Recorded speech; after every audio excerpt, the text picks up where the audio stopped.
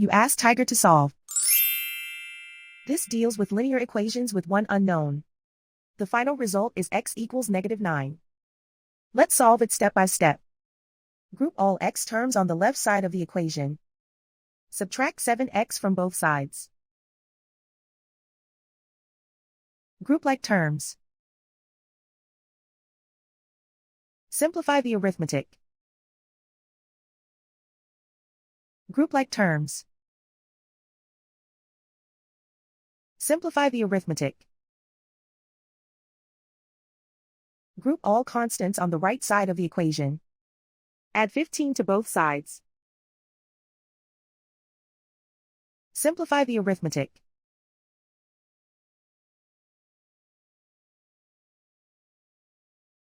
Isolate the x. Divide both sides by -3. Cancel out the negatives. Simplify the fraction. Move the negative sign from the denominator to the numerator. Find the greatest common factor of the numerator and denominator. Factor out and cancel the greatest common factor.